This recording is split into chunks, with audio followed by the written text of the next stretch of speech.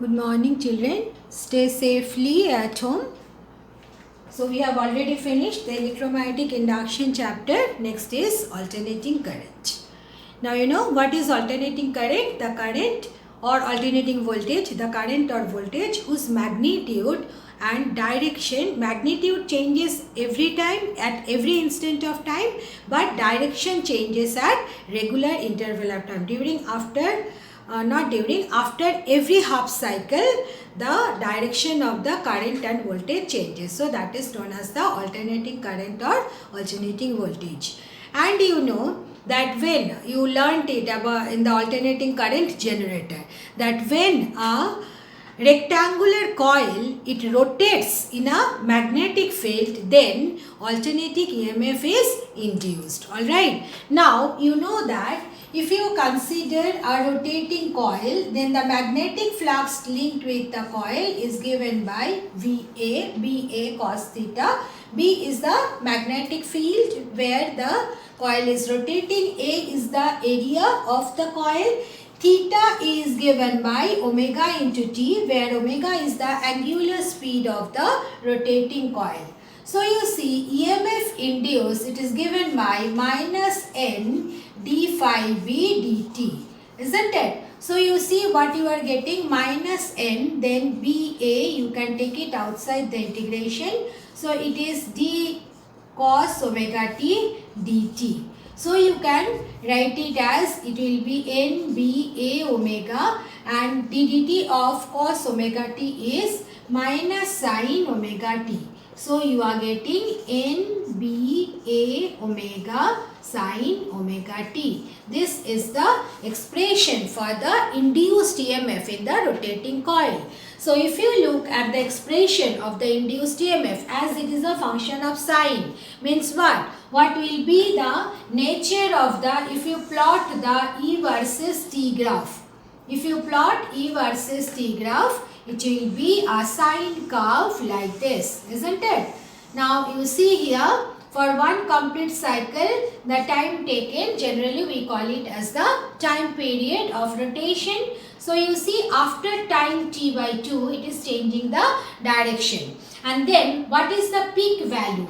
Peak value E0 is given by NB A omega. Alright. So one can write what is the expression for alternating voltage. It is given by E is equal to E0 sin omega t, where E0 is the peak value of the alternating voltage and E0 is given by NBA omega. Alright, or the peak value, it depends on number of turns of the coil, magnetic field, area vector and the angular speed of rotation. Alright, and according to this, if you plot the curve will be simply a sine curve. And remember that this value is E0, the peak value.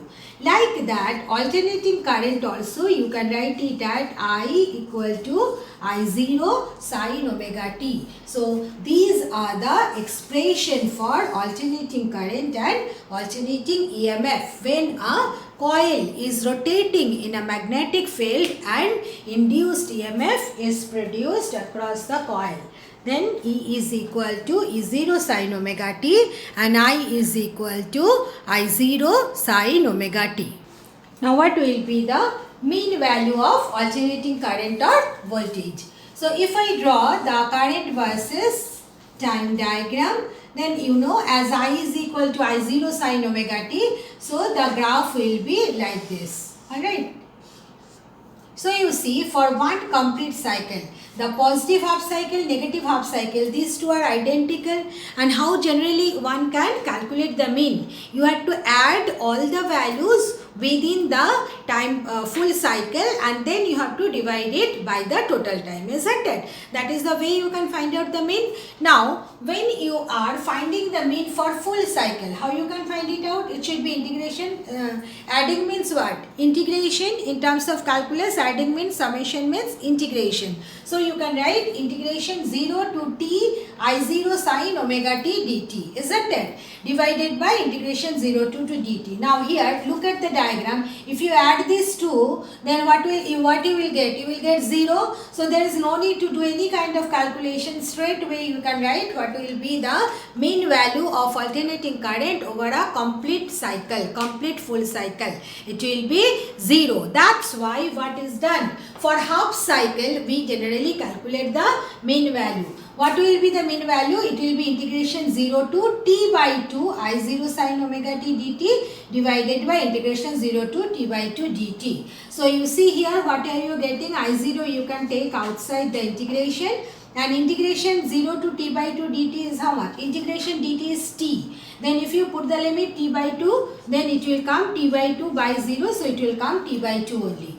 And then what are you getting? Integration 0 to t sine omega t dt. Alright. Now, so integration sine omega t dt is how much? Integration sine omega t dt is cos omega t and divided by omega. So you are getting omega t, 2 is coming up.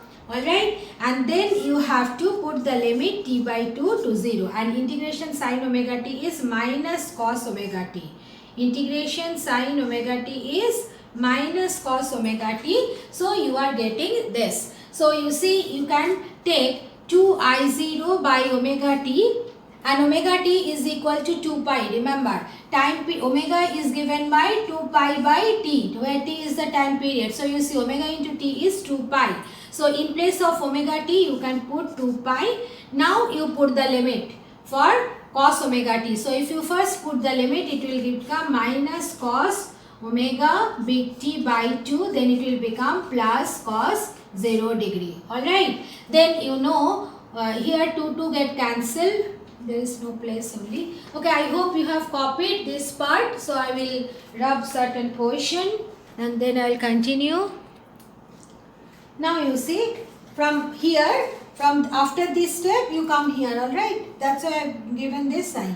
So you see what you are getting, 2 getting cancelled. So you are getting I0 by pi. Now come within the bracket, omega t is how much? 2 pi.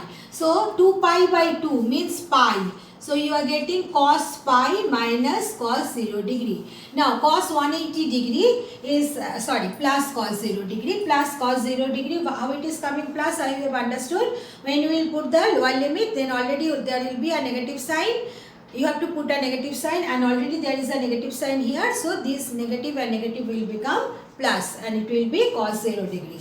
Now you see here, cos 0 degree is equal to minus 1. So minus and then again minus 1 coming, and cos 0 degree is plus 1. So how much you are getting? Minus minus plus 1 and then plus 1 means 2. So 2I0 by pi. You must remember this. What is the mean value of alternating current over half cycle? I repeat, this is the mean value over half cycle, because any alternating current or alternating voltage, if you take the mean over full cycle, definitely it will come as 0. That's why it is the mean value over half cycle. And how much is the value? I mean is equal to 2I0 divided by pi. Now the value of 2 by pi is 0.637. What is the value of 2 by pi? 0.637 I naught. Alright. So, what is the mean value? Mean value of the current is 0.637 times of the peak value of the current. So, these are the two relations. Two relations you are supposed to remember for solving the numericals. So, exactly in the same manner you can say also, what will be the mean value of the alternating voltage? It will be 2E0 by pi, or you can write it as 0.637 E0. Alright. So these are the two formulae you have to remember, learn and remember for the numericals. You may forget the intermediate steps, but you have to remember what is the result here. So what is the mean value of the alternating current or alternating voltage over half cycle? I repeat, over half cycle it is 2I0 by pi or 2E0 by pi.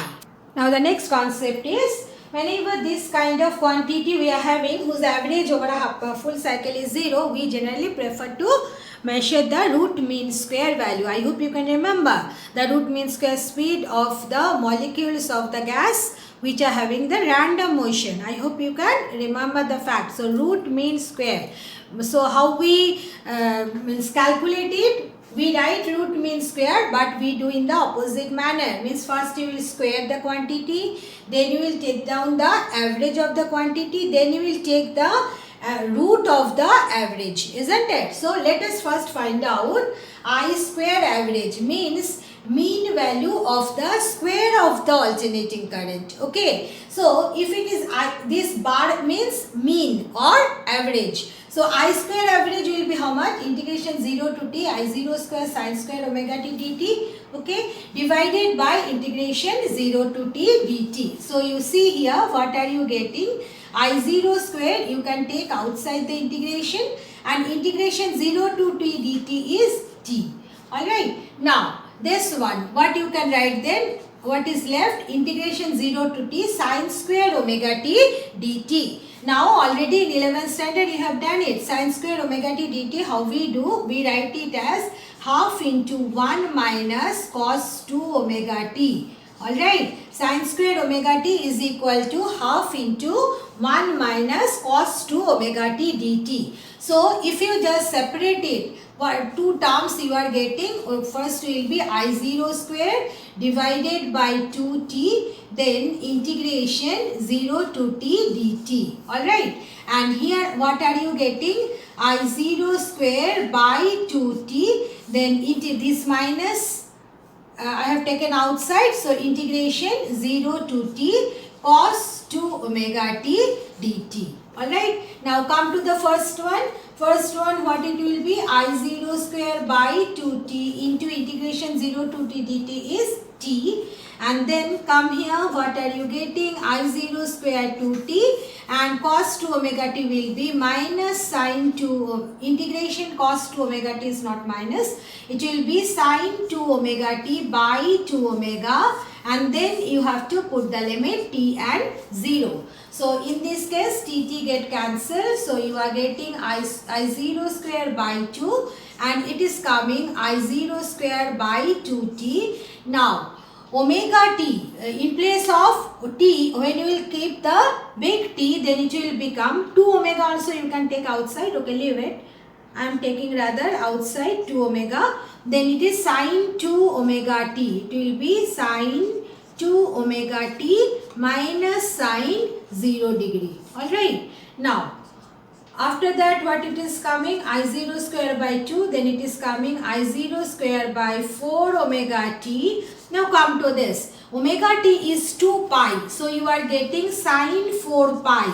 Alright. And sin 0 is 0. So it is coming 0. Now what is the value of sin 4 pi? Sin 4 pi is also 0. So you are getting I0 square by 2 only. Means this term sin 4 pi is 0. So it is coming 0 minus 0. So it will become 0 itself. So you are getting I0 square by 2. Alright. So what is the RMS value of the current? Average of square of the current, it is I0 square by 2. So you see what will be the RMS value. RMS value sometimes it is represented by IV also. And it will be, you see, square, mean, then root. Alright. Now what we have got? The mean of the square of the current, we have got it as I0 square by 2.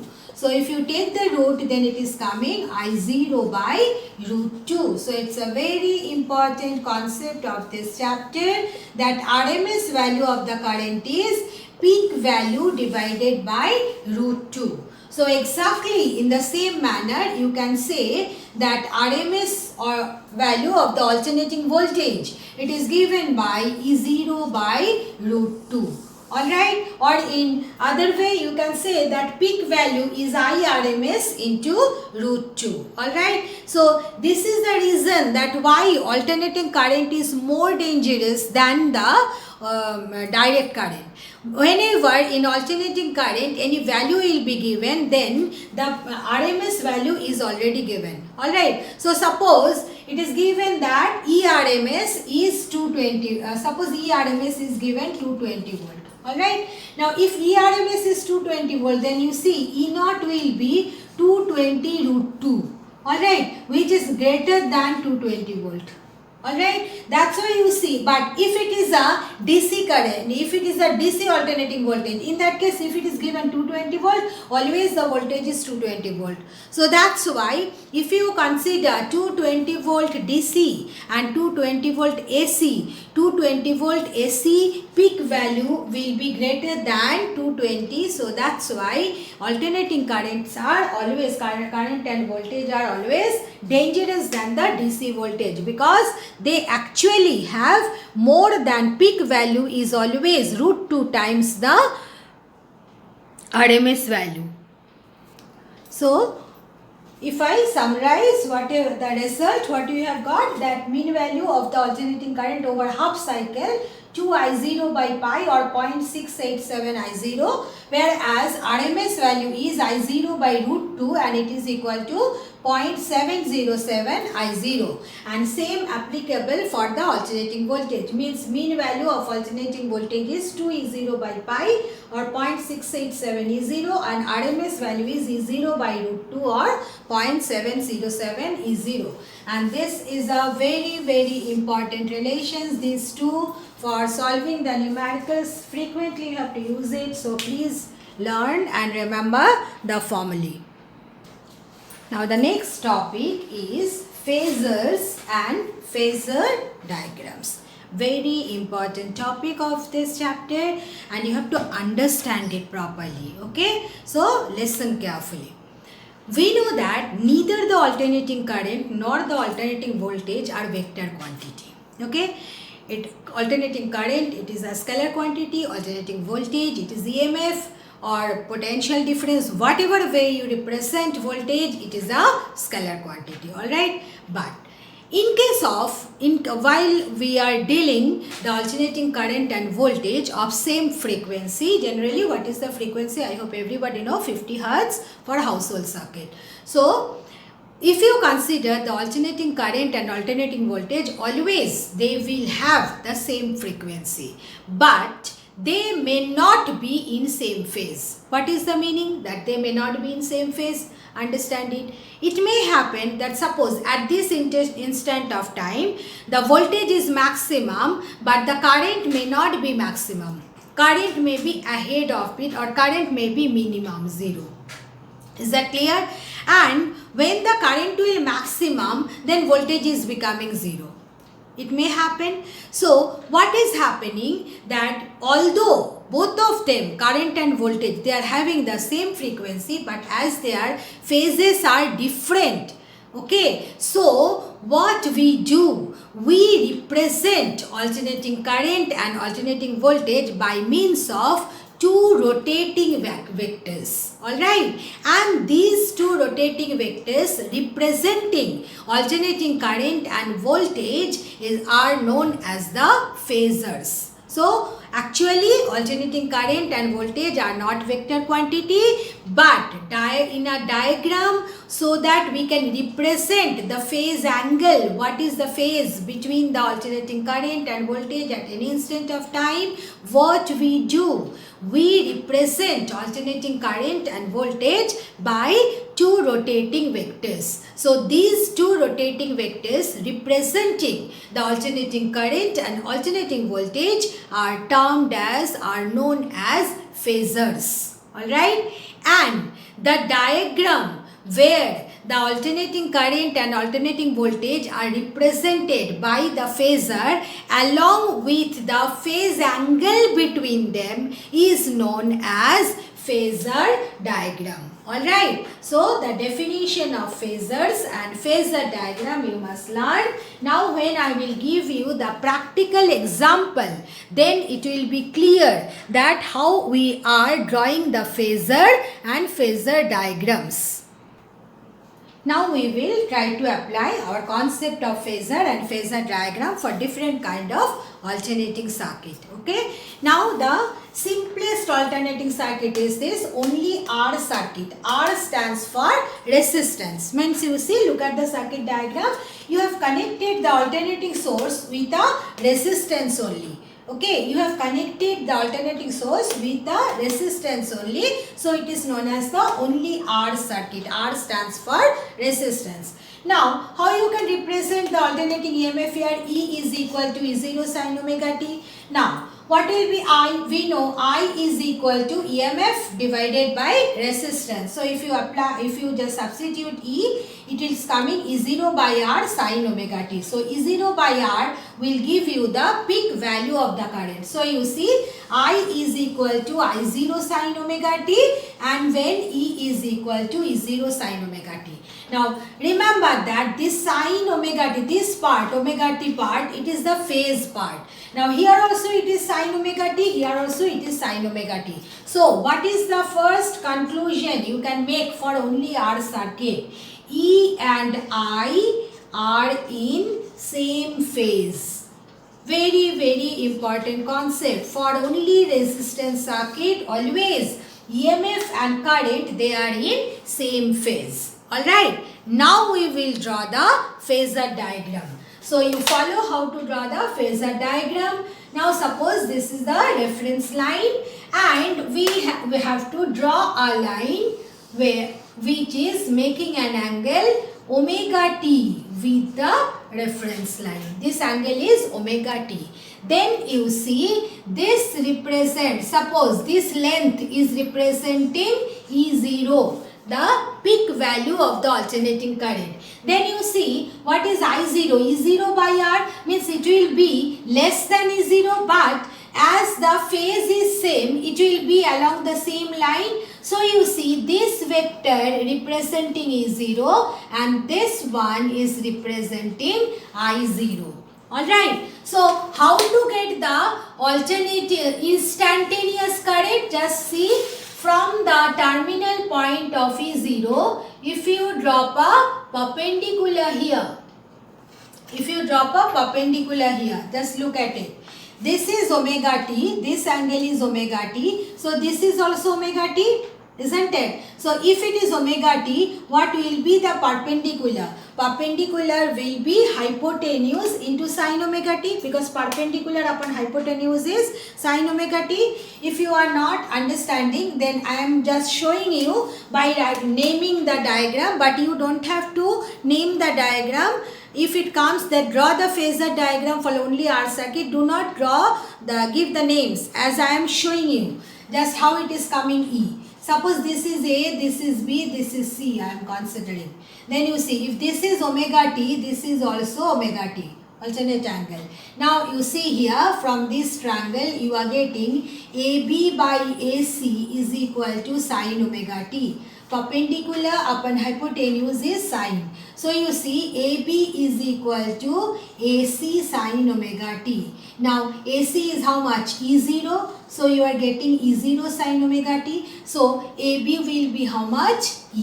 Because E is equal to E0 sin omega t. So as I said, that as this is the first time you are doing, that's why I have shown you how it is coming. But when it will come, it will be asked that draw the phasor diagram. You don't have to show it. Alright, you don't have to show that this how it is coming E. Just remember that if this is the rotating vector, or the phasor, then from the terminal point of the phasor, if you draw a projection on the vertical line, then the projection will give you the instantaneous EMF. Like that, from the terminal point of I, if you draw a projection on this one, then this will give you the value of I. So this is known as the phasor diagram. You see here we have represented the EMF and the current, alternating EMF and the current by a rotating vector, isn't it? And in this diagram we have shown also the phase angle between them. What is the phase angle between E0 and I0? 0. So they are acting along the same line, so we have drawn like that. So that's why this is known as the phasor diagram. Alright, now instead of drawing the phasor diagram, if we want to draw the actual variation of the alternating current and voltage, then you see, as it is not a ruled line, I am drawing the dotted line. So it will become easy for me to draw the diagram. You don't have to draw. Alright, I will draw it later on. So you see, if you consider that this is E0, this is E. This graph is representing E. Alright, here we are plotting E or I along y-axis, and along x-axis we are plotting time. Then you see EMF, this will be the graph for the original variation of EMF with the time. Then what will be the variation for the current? The variation for the current, one can draw like this. It will be same, exactly same, because current and voltage, they are in same phase. So it will be same like the voltage, but peak value of the current, this is I. Peak value of the current is less than the EMF, so it will be of less height. Alright, so this is for only R circuit. The above one, this is phasor diagram. Remember that this is phasor diagram. Phasor diagram for only R circuit. And this is the original variation of EMF and current for only R circuit. Thank you girls, that's for all today.